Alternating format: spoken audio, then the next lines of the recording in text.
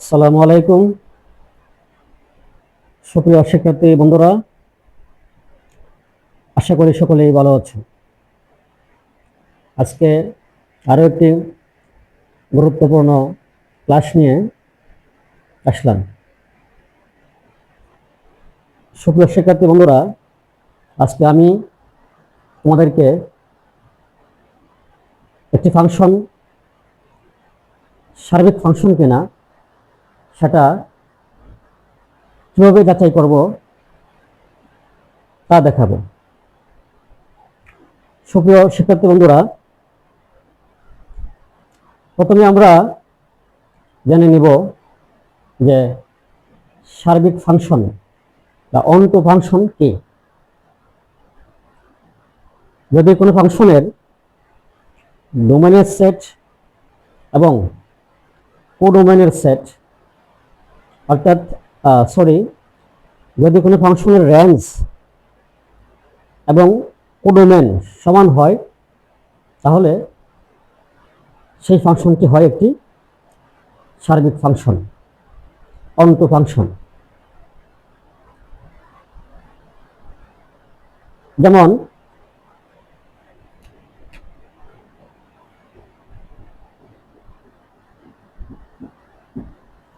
f such that a tends to b, যদি f such that a tends to b একটি function হয় এবং f of a equal to b হয়, তাহলে এই f ফাংশনটি হবে একটি সার্বিক ফাংশন। এখানে এই a হচ্ছে এই ফাংশনের ডোমেনের সেট আর b হচ্ছে কোডোমেনের সেট। আর f of a হচ্ছে ফাংশনের অধীনে যে ডোমেনের সেট a, এই ডোমেনের প্রতিচ্ছবি, অর্থাৎ f of a হচ্ছে রেঞ্জ। যদি রেঞ্জ এবং এই ফাংশনের কোডোমেনের সেট সমান হয় তাহলে সেই ফাংশনটি হয় একটি সার্বিক ফাংশন। বিষয়টা আমি একটু উদাহরণ দিয়ে তোমাদেরকে বুঝিয়ে দিচ্ছি যে এখানে যদি এ সেটটা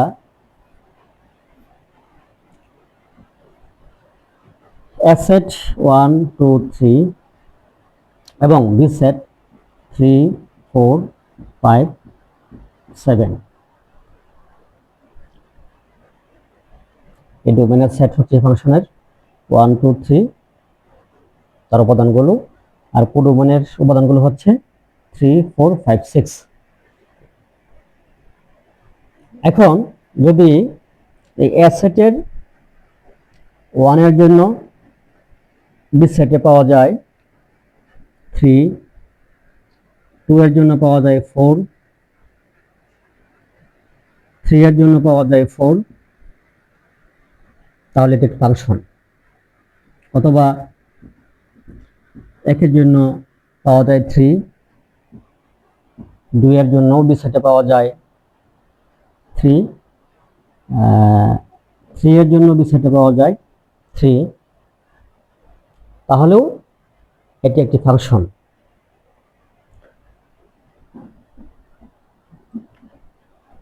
আবার 1 এর জন্য বি সেটে পাওয়া যায় 3, 2 এর প্রতিচ্ছবি হিসেবে বি সেটে পাওয়া যায় 4, 3 এর জন্য পাওয়া যায় 5, এটিও একটি ফাংশন। সুপ্রিয় শিক্ষার্থীরা, ফাংশন বিষয়ে আসলে অনেক আলোচনা রয়েছে। তোমরা আমার চ্যানেলটি সাবস্ক্রাইব করো বেশি বেশি, যাতে করে আমি এই অধ্যায়গুলো থেকে, সেট ফাংশন থেকে বা আরো পরবর্তী যে অধ্যায়গুলো নিয়ে আমি আলোচনা করব সেখান থেকে বিস্তারিত আলোচনা করতে পারি। চ্যানেল থেকে লাইভ ক্লাস, লং ভিডিও করতে পারি। সেজন্য তোমরা আমার চ্যানেলটি অবশ্যই বেশি বেশি করে সাবস্ক্রাইব করো, শেয়ার করো। তো এখানে আমি যে ফাংশনগুলো দেখালাম, এখানে একটাও অনটো ফাংশন নয়, সার্বিক ফাংশন নয়।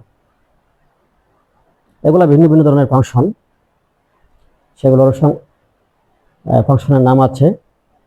যেমন এটা একটা একক ফাংশন, এ সেটের একটি উপাদানের জন্য বি সেটে একটি পাওয়া যাচ্ছে, ভিন্ন ভিন্ন ডোমেনের প্রতিচ্ছবি ভিন্ন ভিন্ন।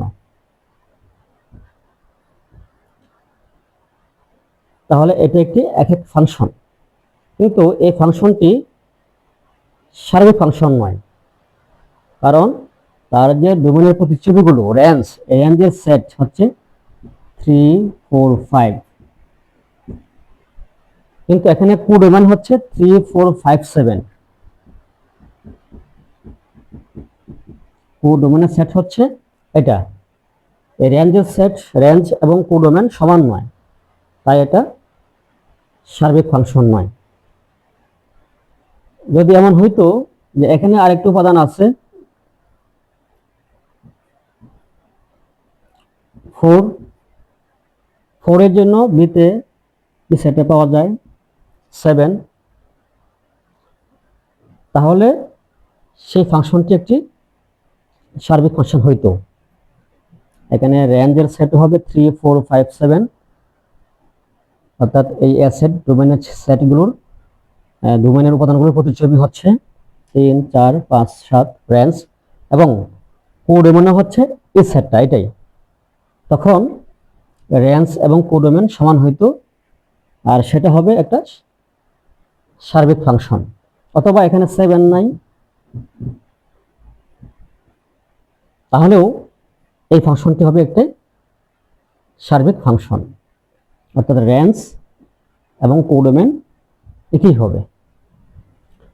সুপ্রিয় শিক্ষার্থী বন্ধুরা, এখন আমি তোমাদেরকে আমার ফাংশন সার্বিক কিনা সেটা কিভাবে যাচাই করব তা পরে দেখাবো।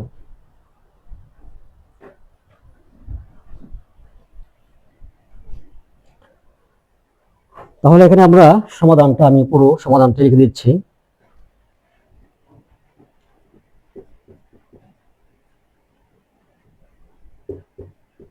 সমাধান দেওয়া আছে, প্রথমে আমরা ফাংশনটি লিখে নিব।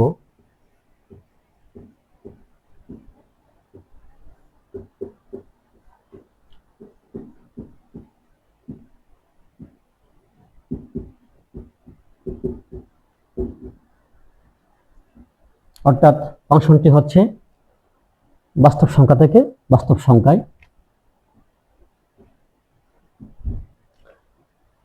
এবং এই ফাংশনটিকে সংজ্ঞায়িত করা হয়েছে f of x equal to x minus 3/3। এটা ডোমেনের সেট, আর আর এটা হচ্ছে কোডোমেনের সেট। কোডোমেন হচ্ছে বাস্তব সংখ্যার সেট। কোডোমেন বলা হয়, অর্থাৎ এখানে যে ডোমেনের মানগুলো এই ফাংশনে বসালে তখন এখান থেকে যে মানগুলো বের হবে সেটা হবে ওই ফাংশনের রেঞ্জ, আর রেঞ্জ অবশ্যই এই যে এই কোডোমেনের অন্তর্ভুক্ত হবে, কোডোমেনের ভিতরে থাকবে রেঞ্জ। অনেক সময় অনেক ফাংশনে রেঞ্জের চেয়ে কোডোমেনের সেট সংখ্যা বেশি হতে পারে, কোডোমেনের উপাদান বেশি থাকতে পারে। আর যদি রেঞ্জের সমান হয়ে যায় কোডোমেনের সেট, তখন সেটা হয়ে যায়, সেটা একটা আমরা বলবো সার্বিক ফাংশন।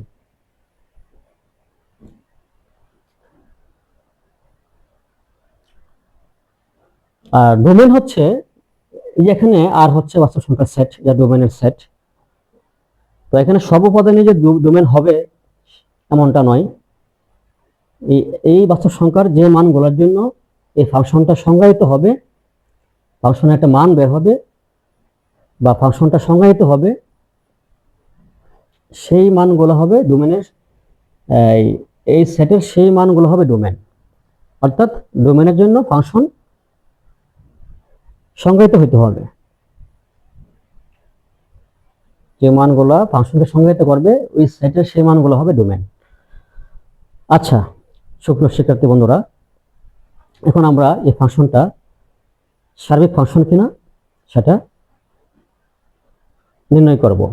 এর জন্য প্রথমে আমরা ধরি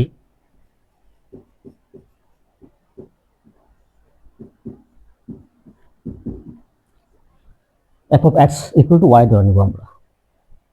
আর f of x হচ্ছে x এর প্রতিচ্ছবি, এখানে x হবে, এই r থেকে আমরা ডোমেনের মানগুলো বসাবো এখানে বসাইলে যে মানগুলো বের হবে সেটা হবে রেঞ্জ। অর্থাৎ এখানে f of x হচ্ছে এই ফাংশনের রেঞ্জের সেট। মূলত আমরা ধরলাম f of x সমান y, implies that f of x এর মান হচ্ছে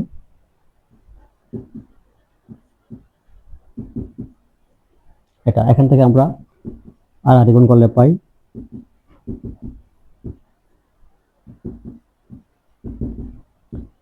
এই 3 কে আমরা পক্ষান্তর করলে এখানে প্লাস হবে।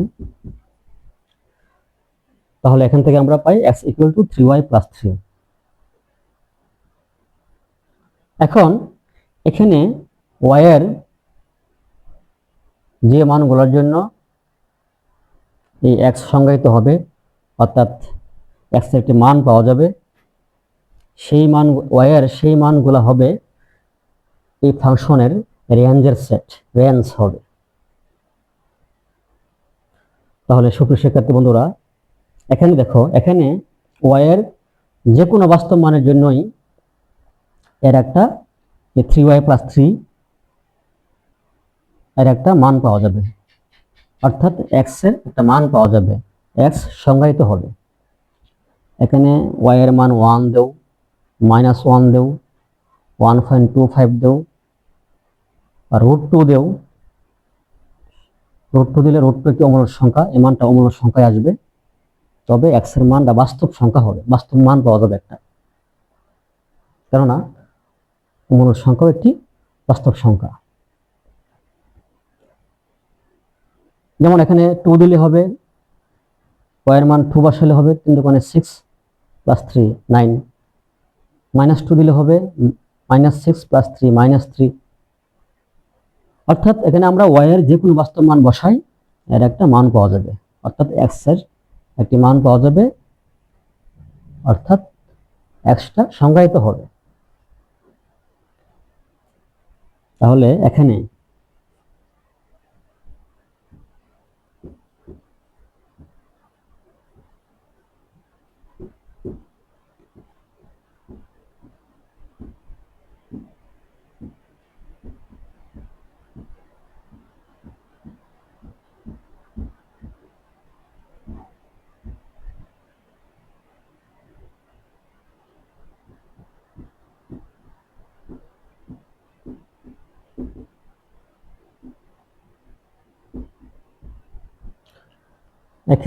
x y এর যে কোনো বাস্তব মানের জন্য x সংজ্ঞায়িত হয় অথবা x বাস্তব হয়, এই কথাও তোমরা লিখতে পারো। আর আমি আগেই বলেছি y এর যে মানগুলোর জন্য x এর মান বাস্তব হবে, x সংজ্ঞায়িত হবে, y এর সেই মানগুলো হচ্ছে ওই ফাংশনের রেঞ্জ। সুতরাং এই যে f ফাংশনটির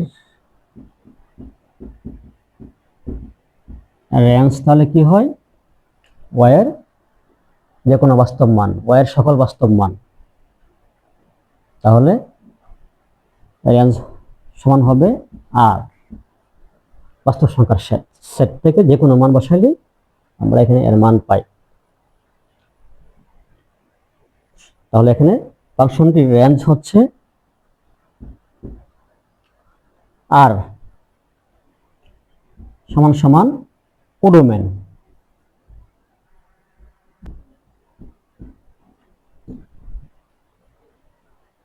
এই ফাংশনের কোডোমেনের সেট হচ্ছে আর।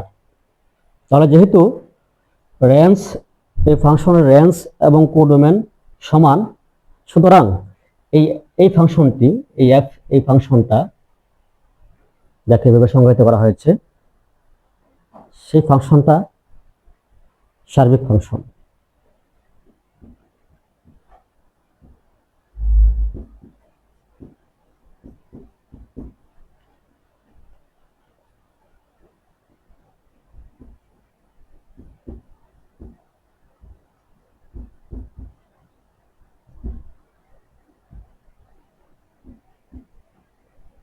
দেখানো হলো বা যাচাই করা হলো। তাহলে এফ একটি সার্বিক ফাংশন, বা আমরা লিখতে পারো এফ সাবজেক্ট বা এফ ফাংশনটি এফ ফাংশনটি একটি সার্বিক ফাংশন, বা এফ একটি সার্বিক ফাংশন এভাবে লেখা যাবে, কোনো সমস্যা নেই। সুপ্রিয় শিক্ষার্থী বন্ধুরা, আশা করি তোমরা সার্বিক ফাংশন যাচাইয়ের যে কৌশল মেকানিজম তোমরা বুঝতে পেরেছ। সুপ্রিয় শিক্ষার্থী, এটা আরেকভাবে করা যায়, আমি একটু দেখিয়ে দিই।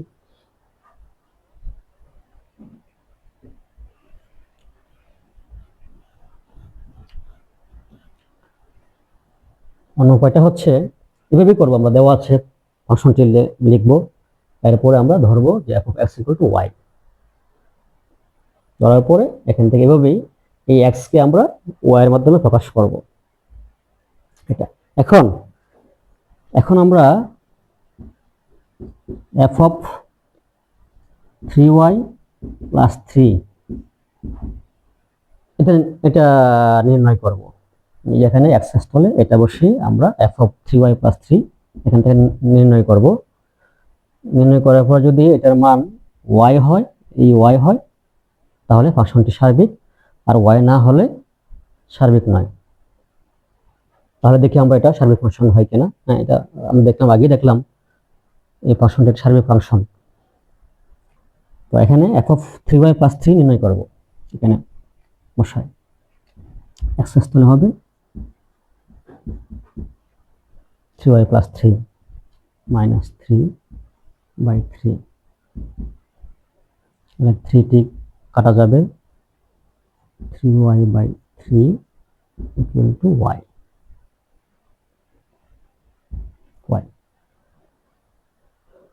তাহলে হ্যাঁ, ফাংশনটি একটি সার্বিক ফাংশন, এভাবে করা যায়।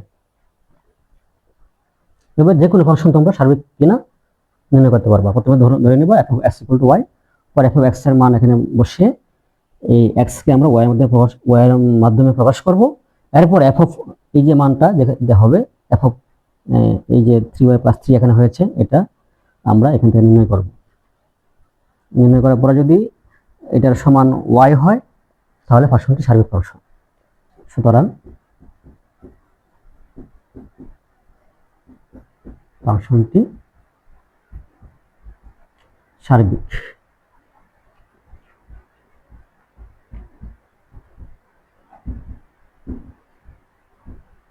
যাচাই করা হলো। সুপ্রিয় শিক্ষার্থী বন্ধুরা, আজ আর নয়, সবাই ভালো থেকো, সুস্থ থেকো, আল্লাহ হাফেজ।